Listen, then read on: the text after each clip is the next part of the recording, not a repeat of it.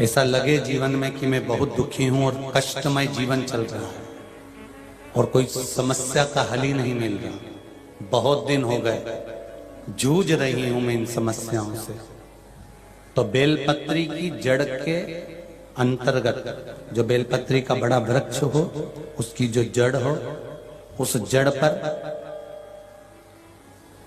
लाल चंदन घिसकर या लाल चंदन से कटोरी में घिसकर लेकर जाएं। शिवजी पर लाल चंदन से पूजन करने के बाद में उसी चंदन को लेकर आकर बेलपत्री की जड़ के अंतर्गत ओम अक्षर को लिखकर एक बेलपत्र अपनी कामना कर उस जड़ पर बेलपत्री के समर्पित करना। पहले कथा में कहा है कि बेलपत्री कोई साधारण सा वृक्ष नहीं है, इसको केवल साधारण मत मानना, वृक्ष नहीं है। बेलपत्री की जड़ में ओम शब्द लिखकर, अक्षर लिखकर उस पर एक बेलपत्र समर्पित कर कर शिव जी से अपनी कामना कर कर, जो प्रदोष के दिन, प्रदोष काल के अंतर्गत बेलपत्री के वृक्ष की पूजन कर कर, ये नाद कर कर, ओम अक्षर का नाद कर कर स्मरण कर कर आता है। ज्यादा से ज्यादा कहेंगे तो 4 दिन 5 दिन में या 6 दिन में मेरा देव अधिदेव महादेव जो समस्या और टेंशन जिंदगी में चल रहा होता है उससे थोड़ा बहुत तो निजात मेरा देव अधिदेव महादेव उसी समय करना प्रारंभ कर देता है। शिव कृपा होने लगती, पर चंदन लगा होना चाहिए शिवलिंग पर। पहले शिवलिंग पे चंदन लगाना है, उसके बाद लेकर जाना। कौन से दिन? जम के बोलो जरा। प्रदोष समय, प्रदोष काल। लग रहा है कि जूझ रहे हैं हमारे जीवन में, बहुत बहुत टेंशन, बहुत समस्या।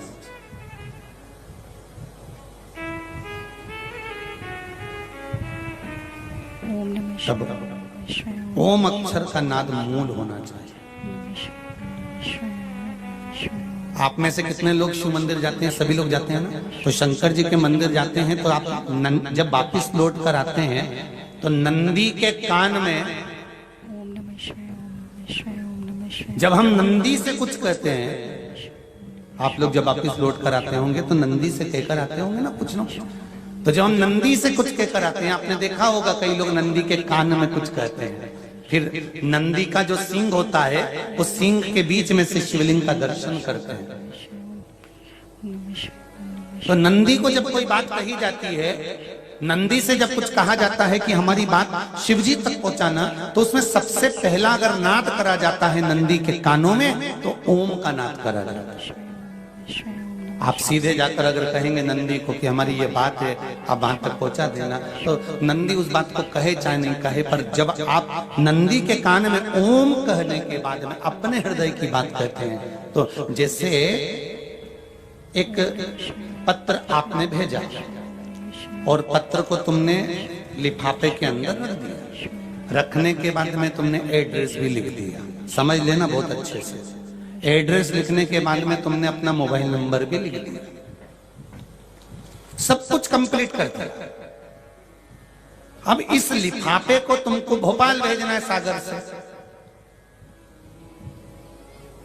और तुमने ले जाकर इस लिफाफे को डाकघर के डब्बे में डाल दिया। लिफाफा जाएगा, जम के बोलिए, एड्रेस पूरा लिखा है, पीछे तुम्हारा नाम भी लिखा है, मोबाइल नंबर भी लिखा है, सब कुछ लिख दिया, पर लिफाफा जाएगा नहीं। क्यों नहीं जाएगा? क्योंकि उस पे टिकट चिपका नहीं है। 15 पैसे का, 10 पैसे का, 25 पैसे का, या 1 रुपए का, या 2 रुपए का, उस पे अगर कोई टिकट चिपका होता फिर आप उसको डालते तो जाता कि नहीं जाता? चले जाता। ये ओम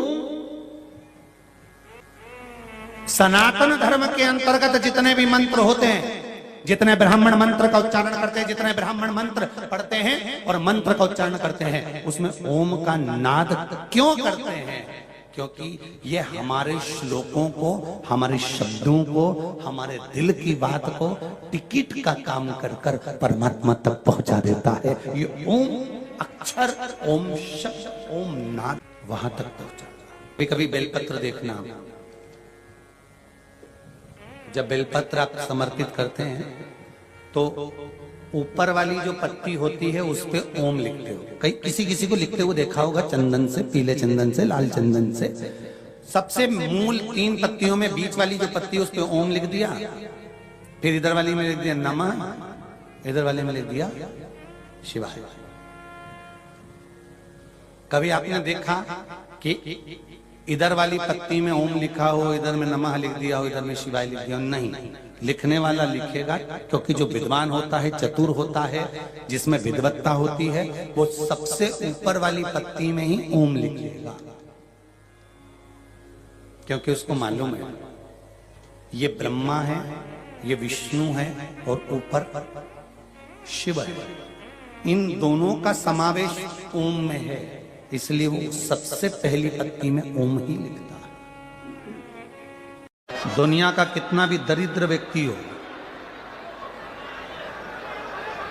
चाहे दुनिया का कोई व्यक्ति ऐसा हो जिसका कभी व्यापार चलता ही नहीं हो, उसने 50 बार बदल के देख लिया, फैक्ट्री चली नहीं रही, जिस काम को करने के लिए जाते हैं वो काम टल जाता है, आज की जगह कल, कल की जगह परसों, परसों की जगह नरसों, काम होता ही नहीं। बेटा बेटी का संबंध करने जा रहे हैं पर हो ही नहीं रहा।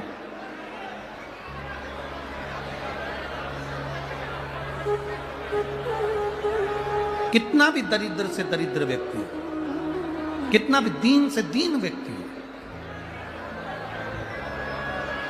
एक नियम वो अगर अपनी जिंदगी में बना ले, प्रदोष काल में, प्रदोष के समय पर बेलपत्री के वृक्ष के नीचे एक बार जाकर नमन करना और प्रदोष काल में शंकर भगवान के मंदिर में दिया लगाना, ये 2 चीजें अगर वो 3 महीना भी लगातार कर ले तो उसके जीवन में कभी कोई समस्या आ ही नहीं सकती, कोई दुख आ ही नहीं सकता। एक नियम बना, जब कोई कहते तुम्हारे जीवन में कष्ट ही कष्ट है, तब एक काम चालू करो, शिव की आराधना।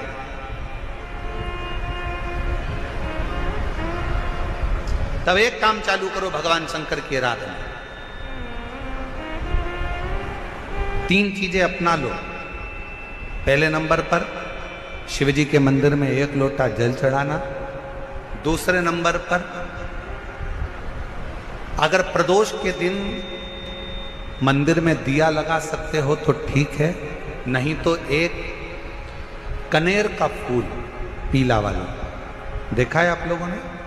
जम के बोलो जरा, पीले कलर का कनेर का फूल एक, प्रदोष के दिन, प्रदोष काल के समय पर, प्रदोष काल के समय पर अगर दीप लगा सको तो ठीक है, नहीं तो एक कनेर का फूल पीले कलर का, शिव जी के अशोक सुंदरी का स्पर्श। अशोक सुंदरी वाली जगह मालूम है ना आप लोगों को? फिर से आप समझ लेंगे।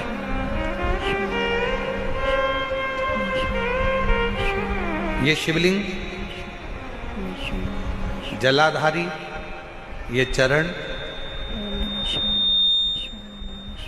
राइट में गणेश जी, लेफ्ट में कार्तिकेय जी, मध्य भाग में जो एक मोटी सी लाइन होती है वो अशोक सुंदरी का स्थान होता है। जहां पर शिवलिंग रखा हुआ है ये पार्वती जी का हस्त कमल। शिवलिंग, शिवलिंग के ऊपर जो कलश में से 1-1 बूंद पानी गिरता है वो शंकर जी की 5 लड़कियां, जया, विषहरा, श्यामली बारी, दौतली, देव। शिव जी के 6ठे नंबर की लड़की अशोक सुंदरी मध्य भाग में। जब एक कनेर का फूल प्रदोष के दिन, प्रदोष काल में अशोक सुंदरी वाली जगह पर स्पर्श कराकर शिव जी को समर्पित करना। 3 क्रम है, अगर बन सके तो करो। पहला एक लोटा जल चढ़ाना। दूसरे नंबर पर अगर बहुत ज्यादा तकलीफ की जिंदगी चल रही हो, बहुत कष्टमय जीवन चल रहा हो और सब ने कह दिया कि तुम्हारी किस्मत में तो धक्के ही लिखे हैं, केवल आप धक्के ही खाओगे, तो एक कनेर का पुष्प प्रदोष के दिन, प्रदोष काल में अशोक सुंदरी का स्पर्श कराकर शिवलिंग पर चढ़ाओ। और बन सके प्रत्येक महीने शिवरात्रि आती है, जैसे कल शिवरात्रि है ऐसे हर महीने शिवरात्रि आती है। शिवरात्रि के दिन एक अक्षत, मात्र एक अक्षत, केवल एक चावल का दाना, एक दुर्वा के साथ शिव जी को समर्पित करना प्रारंभ करो। जिंदगी की कैसी भी तकलीफ होगी, मेरा शंकर भगवान उस तकलीफ को मिटाएगा। शिव की आराधना और दिल से बाबा को पुकारते रहो, श्री शिवाय नमस्तु, श्री शिवाय नमस्तु। और मेरी जीजियों, मेरे जीजाओं, मेरी बेटियों, बेटाओं, मेरी माताओं, एक बात और आपसे कहना चाहूँ। जब आप पशुपतिनाथ का व्रत करो ना, पशुपति व्रत को अगर आप धारण करो, या सोमवार का व्रत करो, या शिवरात्रि का व्रत करो, या प्रदोष का व्रत करो, या आप शंकर जी के मंदिर में जाकर कोई उपास, कोई व्रत, कोई पूजन कर रहे हो ना, तो एक निवेदन और आज इस व्यासपीठ से करें आप लोगों के लिए। आपकी पूजन की थाली में सब कुछ है, सब कुछ। और जो आपके पास में बैठकर पूजन कर रही है, उसकी थाली में अगर कोई कमी रह गई है ना, तो शिव महापुराण ये भी कहती है कि शंकर के सामने बैठकर किसी की पूजन की थाली में भी कमी मत देखो। बन सके अपनी पूजन की थाली में से थोड़ा सा सामान उसकी थाली में रख दो। प्रयास करना कि वो कमी ना देखी जाए। अगर हम भगवान की साक्षी में भी अगर कमी देखेंगे तो हमारे जीवन में कमियां बढ़ती चली जाए। हम क्यों कमी? हे गुरुजी, हमारी टेम्परेरी नौकरी है, बहुत कष्ट में हम, क्या करें हम? कहीं मत जाओ, तुम्हारे नजदीक में जो शंकर का मंदिर है उस मंदिर में जाकर झाड़ू लगाना प्रारंभ कर दो। तुम्हारे शिव जी के मंदिर में कहीं पोछा लगाना प्रारंभ कर दो। तुम्हारे शंकर के मंदिर में थोड़ा सा चंदन घिसना प्रारंभ कर दो। नौकरी पर जाओ, ड्यूटी पर जाओ, बच्चों को संभालो, परिवार को संभालो, उसमें से थोड़ा सा समय शंकर जी को देना प्रारंभ करो। थोड़ा सा समय निकालना शिव जी के लिए, थोड़ा सा समय। ए गुरुजी, अभी मेरी तनख्वाह तो मात्र 8,000 रुपए मिलती है, प्राइवेट जॉब कर रहा हूं, परिवार बड़ा है, गुरुदेव दिल्ली जैसे शहर में रह रहा हूं, बहुत दुख का जीवन चल रहा है, क्या करूं? किसी को हाथ नहीं दिखाना, किसी को पत्रिका नहीं दिखाना, किसी को भाग्य नहीं दिखाना। अब जो कुछ दिखाना अपने शंकर को दिखाना, उसके मंदिर में सेवा करना प्रारंभ करो। और मेरे बाबा तेरी सबसे बढ़िया। आए जब कष्ट, बहुत कष्ट का जीवन चल रहा हो, बहुत कष्ट की जिंदगी चल रही हो, ध्यान लगाना। अगर कष्ट का जीवन चल रहा हो, तकलीफ की जिंदगी चल रही हो,